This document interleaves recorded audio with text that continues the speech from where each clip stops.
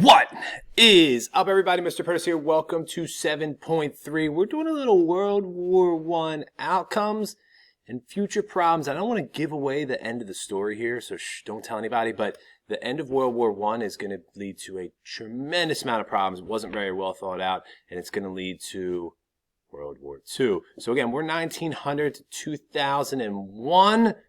Let's rock and roll. So just a little quick thing before I get into the slides here. I want to remind you that in the last video, we talked about how deadly World War I is, how it's really kind of a different war that had been fought in the past as a result of the Industrial Revolution. New weapons, new killing methods, new ways to fight are going to be developed. And we have these huge casualty rates in some countries among soldiers and a huge death toll. I mean, 1.7 million deaths in a country from a war is hugely problematic for countries. One, think about it. You need somebody to blame for this. Two, it's going to lead to problems within your own country where some countries are going to blame their governments. And three, you just have less people in your country to carry out the day-to-day activities of what you need done. So here's the kind of a couple pieces just to fill in here. During World War I, there's a huge change in the war in 1917. It's really kind of a turning point in the war. For 3 years, we've essentially had a stalemate in war, whether it was through trench warfare or through this new technology, and no one really is gaining much traction for the most part. And then in 1917, two major things happened. Because of the deaths that Russia suffered some of the highest casualty rates. And one thing that Russia had to their advantage was people. So they kept sending more soldiers. And those soldiers were dying because Russia was not industrialized. If you remember from Unit 6 of Reform and Reaction, Russia tried to industrialize, they weren't. And they're fighting against a modern industrialized country in Germany. So as a result of this, of the death toll, and as a result of not being industrialized and leading to more deaths, the Russian people rebel and a revolution happens in Russia. Now, we're going to come back to this revolution in the next, later on in this unit, but I just want to point out that this revolution is going to happen, and they're going to sign a treaty with Germany called the Treaty of Brest-Litovsk, which basically gave Germany this huge swath of land right here, which is on the border, which contains a lot of Eastern European countries today, Latvia, Lithuania, Estonia, and some other areas that Germany took control of. So we're going to talk more about this later, but I do want to point out that in 1917, Germany is given all this land, and it's a huge benefit for Germany because Germany's been fighting on two fronts, if you remember. They've been fighting on the Eastern and the Western. So now Germany can shift all of their soldiers over to the Western front. So they're going to almost double their forces on the Western front. And if you were a predicting or a gambling person at this time, you would say, no doubt about it, that the Central Powers are going to win this war. There's just no way around it. However, around the same time, one of the other turning points that's going to happen in 1917 is the United States gets involved in the war, and they find themselves on the side of the British and the French, who they were naturally going to be allies with anyway. They've been providing weapons secretly to the British and the French. And what two things happened that really prompt the U.S. to get involved and to not stay isolated anymore. Number one, the Germans have something called unrestricted submarine warfare, and they basically say if any boats come into the area around the British and the French coast, we're going to assume that those boats have weapons on them, and we are going to fire on them with our Untersee boots, or U-boats. And one boat that was sank was the Lusitania, which had some American citizens on it.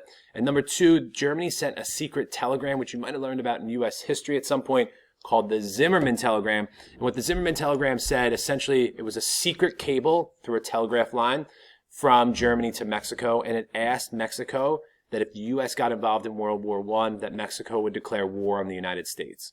The U.S. intercepts this telegraph line cable, translates it, deciphers the code, and publishes it in newspapers and says, look what the Germans are trying to do. We should declare war on Germany. Public support is like, rah, rah, war. U.S. declares war, and the U.S. soldiers come into World War II very fresh, kind of that sixth man off the bench or the person who comes onto the pitch in soccer in the 80th minute who is running around circles around everyone else. That's what the U.S. is like. They're excited to fight. And within a year, so the U.S. is involved in a year, the end of the war happens. And even though we thought it looked like the Germans were going to win, the U.S. soldier and this new manpower kind of turns the tide of the war. And the Central Powers surrender on November 11th, on the 11th hour of the 11th month, the 11th day in 1918. So they surrender. The winners of this war are going to be Britain, France, and some of the latecomers, which are Italy, Japan, and the United States, as well as their colonies. Don't forget about the colonies. Colonies are important here. And then the losers are the Central Powers, Germany, the Ottoman Empire, and Austria-Hungary. In 1919, on June 28th, the Treaty of Versailles is signed. So a year after the war is done, it takes about less than a year, about 9 months, to actually come up with a treaty and come up with a decision on what to do after the war. The Allies, the British and the French, are outraged and want to place blame on somebody. They don't want to blame themselves for the deaths of their soldiers, of this war that was caused from militarism, alliances, imperialism, and nationalism. They want to blame somebody. So when this treaty is signed, there's going to be a lot of blame on Germany, but also the people believe that this is the war to end all wars, that this treaty will end wars forever and for always. So here's the main points that come out of this. This is a huge piece here. I'm going to kind of summarize and we'll pull it out a little more in class. Number one is there's going to be punish of Germany. So they're going to punish Germany as much as possible. Generally speaking, in wars, losers get punished and get stuff taken away from them. And the lesson is supposed to be around the world, don't do this again, or we'll punish you if you ever try and do this. So number one, and probably the biggest piece of the Treaty of Versailles, is called the War Guilt Clause. And in the War Guilt Clause, it forced Germany to agree that they were responsible completely, totally, and 100% for the war. They were responsible for the deaths, the money spent, the amount of money spent on the home front, and they were totally responsible. And as a result, Germany was forced to pay what were called reparations, or repairing, or a reparation is when you are forced to pay for damages that you caused. And they were forced to pay the equivalent of $33 billion in today's currency for the damages over the war. That is a tremendous amount of money for a country that is broke and has just lost a war. And also, it just takes away the pride of the German people and that they're forced to take responsibility for something that really wasn't solely their fault. Number two, they're going to lose all their colonies to the British and the French. Number three, they're going to have to reduce their military to almost nothing. One way to make sure that the Germans don't start a war again is you reduce their military so they can't start a war. So there's literally restrictions. You can only have 500 tanks. You can only have this many planes. You can only have this many active soldiers ready to fight. And they're forced to sign and agree to this. Also, they were going to have they create a buffer zone here between Britain and France where no German soldiers are allowed in this region. And if any German soldiers come across that region, it's going to be a problem. So the other thing they do is they do also take, which I'll come back to in a second, that land coming back here, this land that was given to Germany after the Russians leave is going to be taken right back from them by the Allies. We're also going to create a new organization. We want to avoid war in the future. We don't want people fighting anymore. We don't want all these deaths. So we need to create an organization that has what is called diplomacy. Let's talk through our problems before we start shooting and killing each other. So they create this League of Nations. It does not exist anymore. We now have the United Nations. But they create what they think is going to be the best idea ever, which is the League of Nations.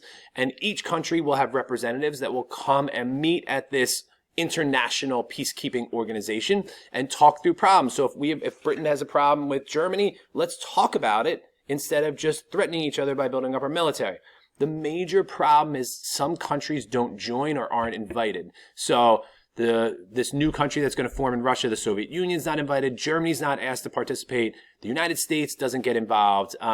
We have other countries that are kind of not necessarily left out, but we just have big countries that are not involved or don't necessarily even want to join or don't join right away, or some countries leave later. And the theme is going to be, as we move forward, getting ready for World War II, is that the League of Nations is weak. It doesn't have any power. It doesn't have any muscle behind it. It's just kind of this mysterious organization that can't really do anything.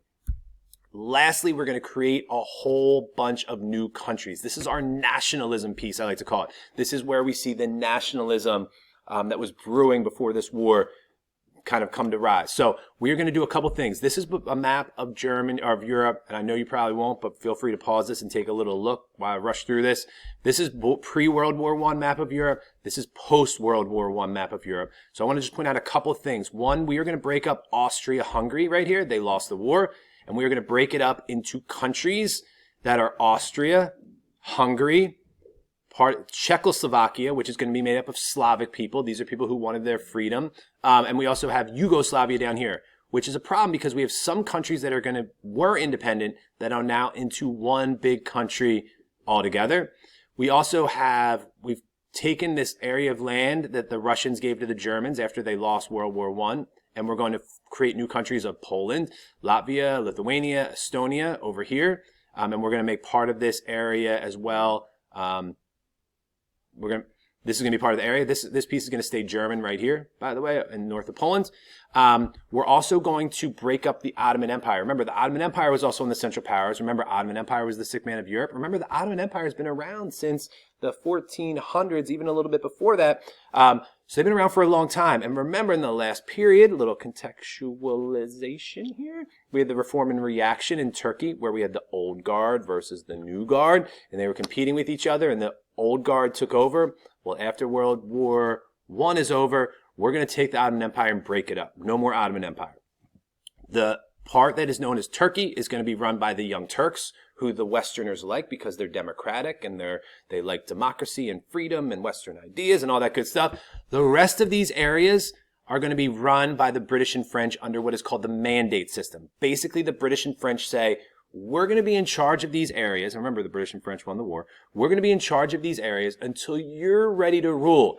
These borders are going to be arbitrarily or randomly drawn up. There's no rhyme of reason. There's no ethnic thought given into this of who we're putting in these countries, but they're going to break these areas up like this. So this is what's known as modern day Israel, and part of this is Palestine. We have Syria here, and we have Iraq here. The British and the French don't care who lives there, so they're going to actually break up these countries in a non-logical way, where you have countries that have Kurdish people up here, and this is a modern connection. You have Sunni people over here, and then you have a majority Shia population, and then eventually, don't tell anybody, but the British are going to leave eventually and let the people of this country rule themselves, and it's going to kind of create some chaos because it's so multi-ethnic and multi-religious.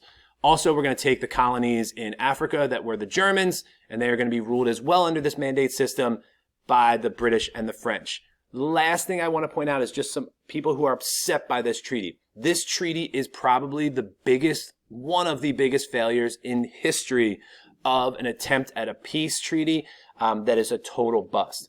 Number one, the biggest thing, because this is going to come up in Unit 8, so don't forget this. Star this for the love of all that is good in the world. Please don't forget this. All right? If you remember nothing else, remember this. The colonies who helped fight in this war in India, in China, in West Africa, in East Africa, these countries that helped the winners fight, the British and the French, they were told, we will give you your independence. And the war is over. And India's like, bro, where's our independence? And Britain's like, yeah, you're not ready yet. We're just going to wait a little while. And it's going to lead to a huge increase in nationalism in the late 1910s and 1920s and 30s, where people in India are like, nah, bro, not cool. We're going to start doing stuff. We're going to boycott. We're going to protest. We're going to do what we have to do to get our independence. So that's number one. Number two, Germany is outraged. The people in Germany are forced to have a new government take over, which is going to be called the Weimar Republic, which you'll never see on the AP World Exam, but just a little fun fact. And the first thing this new government has to do, sign the Treaty of Versailles, which everyone in Germany hates because there's the war guilt clause, and they're punished, they pay reparations, and their military is joined, they lost land, and they're like, bro, this is a horrible government. So the Weimar Republic is going to be hated in Germany almost right off the bat. And then the Great Depression happens, but that's another story for another day. Lastly, Japan and Italy, who joined the war late, were promised land that they didn't get after the war, and they're outraged as well. So we really have the colonies upset, Germans, Japanese, and the Italians are upset, and I don't want to give it away. I'm giving too much away for this.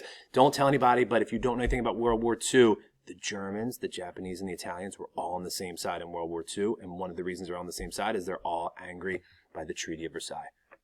Mind blown. You got any questions? You write it down. That's a lot. Whatever. You can handle it. Any questions, let me know. I'm out.